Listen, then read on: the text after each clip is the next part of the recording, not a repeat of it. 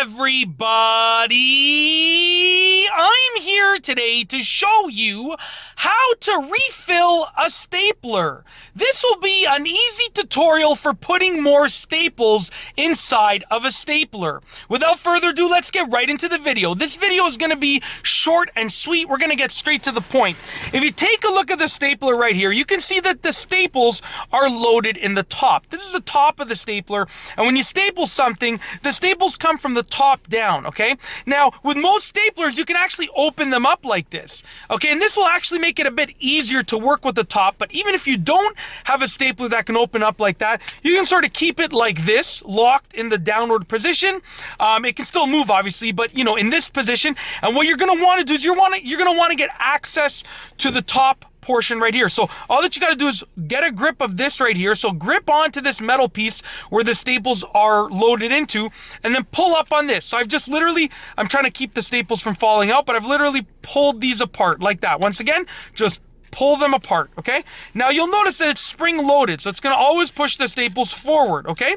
As you can see there, it pushes the staples forward. So I'm going to retract this all the way, and as you can see, the staples can now move freely because this is sort of locked back there. It's not locked, but it's being held back there. It's not locked into position, but it's being held back there. Now, you can put more staples in to this part right over here. Okay, now in most cases, you're probably going to be able to get the staples and just drop them right in there. However, as you can see, I have too many staples right here because there's still a significant amount left over there. So what I'm going to do is I'm going to take this, and you can actually either break this apart. So I can break this, I can break a small piece off of this, or you can do this. Whoop! See, it's not locked in. Remember, it's not locked into place. It hit the steering wheel and it went back that way. What I like to do is I like to remove the old staples, and I keep these in like a separate spot, okay? So I gather, you know, and then I put this new batch in like that. So once again, you see that it's open over here. It's like, sorry about that, it's like a channel right there. You're putting the prong side down. So when you're loading it into there, the flat side that has all of this metal on the top, that's gonna go up. So the flat side, right, the prongs go down.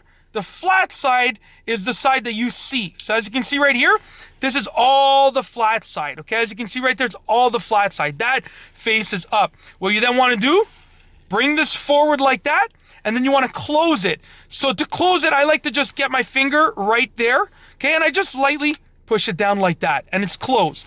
And I usually just keep all of the leftover ones separately in a drawer, and then I just, like, when I have a few of them together, I just reload with all of these. However, I refill the stapler with all of these.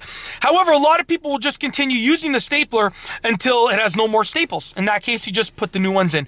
And that's basically it. That is how to refill a stapler, how to put more staples in, a simple tutorial. If you like this video, please be sure to give it a thumbs up. Let me know what you think down below as a comment. And of course, be sure to subscribe for more great videos just like this one. And that's all I have for you today. Thanks for watching.